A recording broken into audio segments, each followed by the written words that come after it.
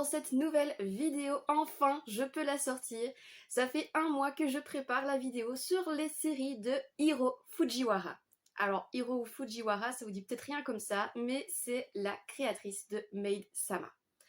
Maid-sama qui a été vraiment un très gros coup de cœur pour moi dans mes années d'adolescence, 14-16 ans, je veux dire ça.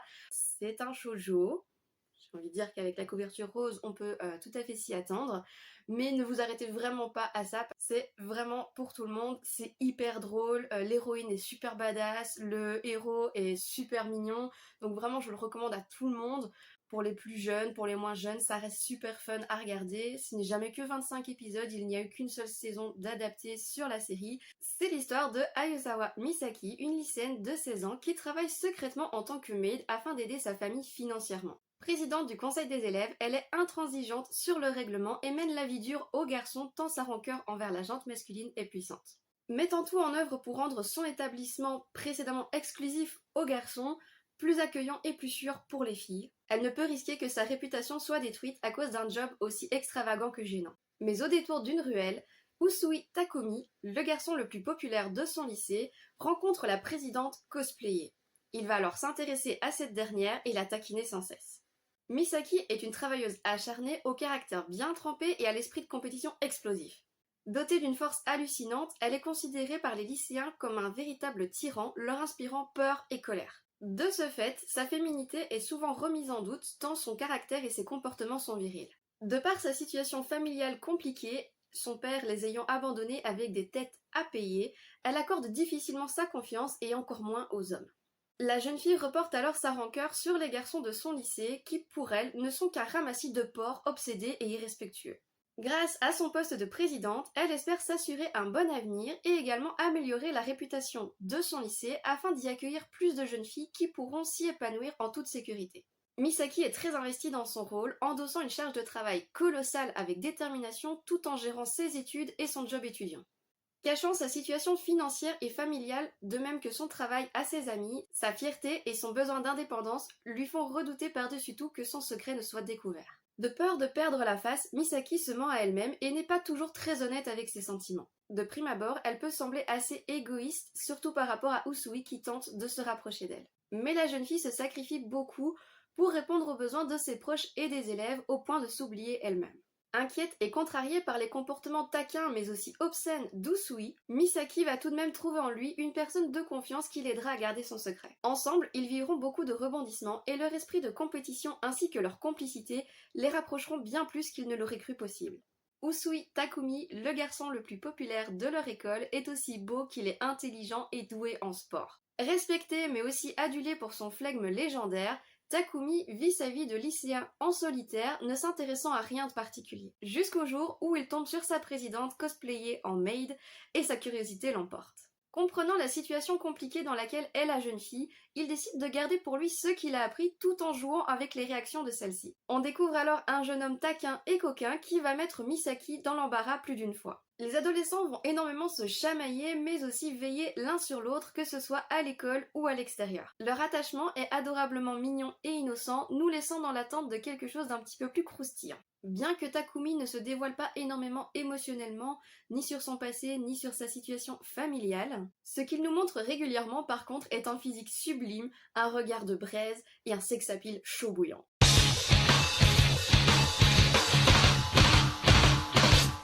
Trop sexy. Mais il n'est pas seulement canon, le jeune homme est aussi attentionné, patient et très protecteur envers Misaki. Il a définitivement mis la barre très haut dans mon idéal de petite amie.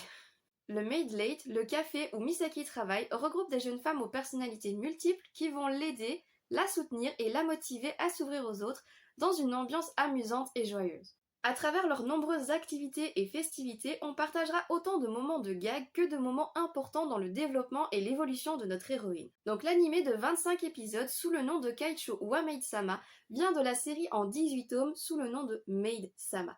18 tomes, c'était quand même assez important à l'époque quand j'ai connu l'animé, mais j'avais pas le budget pour avoir une collection aussi importante, donc je ne l'ai jamais acheté. Et avec regret, puisque maintenant je me suis dit ah je voudrais trop la voir, c'est quand même mon enfance, mon adolescence plutôt, je voudrais trop avoir la suite, la fin, puisque ça ne fait jamais que 9 tomes pour les 25 épisodes, donc je voulais savoir la suite, découvrir un petit peu plus sur Usui, sur sa famille, sur son passé, puisqu'on ne sait pratiquement rien de lui, savoir ce qui s'est passé avec le père de Misaki, voilà, ce genre de choses qui n'est pas expliqué dans l'animé, mais voilà, les 18 tomes n'étant plus imprimés, ils sont devenus extrêmement chers, extrêmement rares, donc la collection de 18 tomes s'élevait pratiquement à 250 €. Et quelques mois plus tard, on apprend que Pika va faire une réimpression des tomes de Maid-sama. Alors le petit doute qu'il y avait à ce moment-là, c'est de se dire est-ce que ce sera vraiment la même chose, que les logos vont pas changer, que les tranches ne vont pas changer, est-ce que ce sera vraiment une réimpression impeccable de l'original, ou est-ce qu'il va y avoir une petite modification. Donc dans ce sens-là, on se dit bah voilà, si je commence avec une moitié d'occasion pour terminer avec une moitié neuve, est-ce que ça va le faire ou pas? Eh bien oui, ça l'a fait, puisque j'ai acheté les 12 tomes d'occasion et j'ai complété avec les 6 derniers neufs, puisque j'avais pu voir que effectivement c'était la réimpression impeccable. Donc on y voit que du feu. Donc je rappelle quand même que cette série est sortie dans les années 2000-2010. Le rapport féminité-virilité, c'est plus vraiment d'actualité. En tout cas, on essaye de sortir de ces cases à l'heure actuelle. Donc voilà, c'est le travestissement, les garçons qui aiment les trucs de filles, les filles qui aiment les trucs de garçons, ce genre de choses. On va beaucoup parler de ça dans Maid-sama. Juste à savoir que la mentalité peut paraître assez vieillotte. C'est normal, c'est l'âge du manga. Les mentalités évoluent et à l'époque, elles ne l'étaient pas encore. Donc à la suite de cette lecture, voici ce que j'ai pensé de cette série. Les planches sont aussi dynamiques que l'animé, quoique un petit peu trop chargées à mon goût, puisque l'on met beaucoup l'accent sur l'intérêt comique de cette série. Les gags sont donc très présents tant dans les scènes que dans les répliques, ce qui rend la lecture très amusante. L'animé est bien fidèle au manga et ce jusqu'au 9e tome, même si quelques scènes ont dû être adaptées pour les besoins de l'animé. Certaines scènes se passent à l'école au lieu d'être au Maid Late ou inversement, mais ça ne change pas grand chose. Toutes les questions que l'on se pose à la fin de l'animé trouvent une réponse à la suite des tomes. Quelle est l'histoire familiale d'Usui Takumi? Que s'est-il passé avec le père de Misaki? Mais je dois dire que pour des sujets aussi importants, ils n'ont pas eu le scénario qu'ils auraient mérité. L'histoire autour de l'abandon du père de Misaki a été traitée de manière trop légère selon moi. Abandonnées et endettées, les femmes de la famille Aizawa m'ont impressionnée dans leur manière de gérer leur vie et leur ménage. Pourtant, le sujet de leur géniteur n'a eu droit qu'à une explication vaseuse sans réelle conclusion. L'isolation d'Usui due à sa situation familiale compliquée vient d'un enjeu presque politique. Romancée, gaguesque mais surtout tirée par les cheveux, cette partie de l'intrigue prend énormément de place dans l'histoire, sans pour autant donner à Usui la possibilité de se dévoiler un peu plus sur ses sentiments. Personnellement, j'ai fini par être gavée des scènes comiques, des chapitres anecdotiques et de la redondance des dialogues. J'attendais la mise en place de ces intrigues plus profondes, mais surtout qu'elles soient traitées de manière plus sérieuse. Mais la gravité des circonstances qui ont mené ces deux jeunes adolescents dans leur situation ont pour moi été bâclées et ont perdu tout intérêt à force de scènes inutiles. Car entre chaque moment romantique, intéressant et drôle, il y a plusieurs scènes, voire plusieurs chapitres qui semblent totalement superflus et qui auraient pu soit raccourcir l'histoire, soit lui donner la profondeur nécessaire. Je ne dirais pas que je suis déçue de la suite et la fin de cette série, mais après avoir attendu autant d'années, je dois dire que je suis quand même un peu dépitée. Peut-être parce que j'ai grandi, que je n'ai plus les mêmes attentes envers les histoires que je lis. Donc les 18 tomes sont restés dans la continuité de cet esprit dynamique, amusant, gaguesque. Mais du coup, il n'y a pas eu d'évolution pour moi sur les 18 tomes.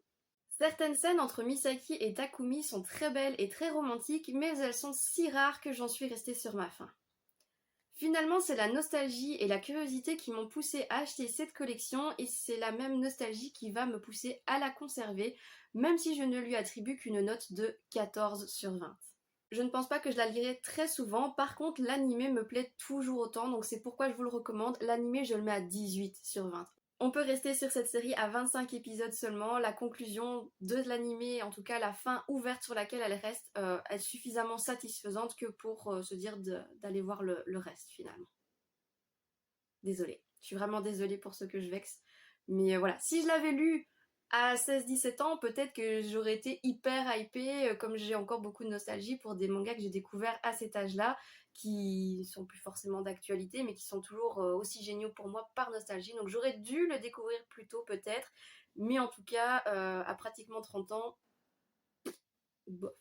Je passe à la suite avec la destinée de Yuki, la deuxième série de Hiro Fujiwara, une série en 6 volumes. Yuki et ses 5 amis vivent à la campagne dans le village de Mutsuji-mura dans la région de Kyoto. Depuis leur naissance, ils n'ont jamais été séparés jusqu'à ce que les 4 aînés disparaissent mystérieusement à la veille de leur entrée au lycée. Takaya et Yuki se retrouvent alors seuls avec la promesse que leurs amis reviendraient dans un an. Un jour, Yuki se fait attaquer par un être démoniaque et un de ses vieux amis intervient juste à temps pour la sauver. Transformé, ce dernier est méconnaissable et il assure être revenu dans le but de protéger Yuki afin qu'elle accomplisse sa destinée. Voici le récit des 6 enfants du destin. Des siècles de réincarnation au sein du petit village de Mutsujimura qui a pour objectif de maintenir l'ordre entre les démons et les humains. Ce village cache bien des secrets en plus de garder les enfants ignorants sur leurs responsabilités et leur destinée. Les 6 enfants du destin ont chacun leur personnalité propre, leur pouvoir et leur forme divine. Afin d'exorciser les démons qui possèdent les humains, leur force et leur esprit d'équipe est primordial. Amis depuis toujours, leur complicité n'a d'égal que leur esprit de compétition, bien que certains préfèrent glander ou flirter. Malheureusement, l'éveil de Yuki tarde à venir et les 5 autres doivent assurer sa protection face aux forces démoniaques. Mais la jeune fille cherche désespérément un moyen de provoquer son éveil plus rapidement afin d'accomplir sa destinée et aider ses compagnons dans ce combat qui est le leur. Lorsqu'elle réussit enfin à activer son pouvoir, sa forme divine prend totalement possession de son corps et son caractère est diamétralement opposé. Naïve et innocente, elle devient violente et tyrannique. Takaya, qui n'est absolument pas intéressée par Yuki au naturel, est complètement sous le charme de sa forme divine au caractère plus affirmé. Les planches sont dynamiques et détaillées, les dessins sont beaux et drôles, l'humour est omniprésent et la colocation des 6 enfants du destin est follement amusante. Cela dit, je n'ai pas apprécié plus que ça cette œuvre. En effet, l'intrigue principale autour de la réincarnation et de la protection du monde des vivants est sympa. Les secrets et les histoires des 6 premiers enfants du destin sont très intéressants, mais ils n'ont pas eu pour moi les détails ou les explications nécessaires afin de rendre plus clair la profondeur du récit. Certes, c'est compréhensible, mais j'aurais préféré que les scènes ou les dialogues soient plus clairs et non pas entrecoupés de scènes de combat où on finit par s'y perdre. Pour ce qui est de la romance, je ne l'ai pas appréciée ni même comprise. Entre Takaya, Yuki et Akira, qui semble être un triangle amoureux on ne peut plus basique, on y ajoute une double personnalité qui influence les sentiments d'un des protagonistes et ça rend les choses tout de suite plus compliquées. Takaya est orgueilleux, égoïste et il piétine sans cesse les sentiments de Yuki qui, elle, l'aime depuis leur tendre enfance. Akira est amoureux de Yuki depuis pratiquement aussi longtemps, mais nourrit une forte rancœur envers Takaya, tant pour son mépris des sentiments de Yuki que pour son comportement. Mais lorsque Yuki est sous sa forme divine, Takaya est beaucoup plus attentif et attentionné. Les sentiments du jeune homme semblent bien plus complexes, mais de nouveau pour moi ça n'a pas été exploité clairement. On comprend les sous-entendus, mais pour moi cela manque de consistance. Je veux des faits, je veux du réel, je veux des actes, je veux des preuves d'amour et des explications détaillées. C'est donc pourquoi je lui ai mis la note de 12 sur 20. C'est bien, on comprend, mais ça casse pas 3 pattes à un canard. Hiro Fujiwara qui a commencé une 3e série au Japon qui s'intitule Comment tuer Tsukishima, qui me semble, au vu d'une synopsis, intéressant, mais de nouveau j'aurais peur de rester sur ma faim au niveau de l'exploitation des sentiments des personnages. C'est quand même une partie importante pour moi des histoires, donc voilà, je reste là-dessus pour Maid-sama et pour la destinée de Yuki. À voir si cette nouvelle série va arriver par chez nous et si je la prendrai au moment venu. Merci à tous d'avoir regardé cette vidéo, n'hésitez pas à me dire dans les commentaires quelle série vous avez aimé, n'hésitez pas à défendre Maid-sama de votre point de vue, si vous avez aussi la nostalgie de cet animé qui est vraiment génial, je le répète, je ne dénigre pas l'animé, je ne dénigre pas la série, c'est seulement par rapport à mes attentes. Voilà, n'hésitez pas à liker, à commenter, à partager, ça me fait toujours plaisir d'avoir vos retours en commentaire et si vous voulez continuer avec moi la suite de cette mangatech, n'hésitez pas à vous abonner. On se retrouve dans le prochain épisode, ciao!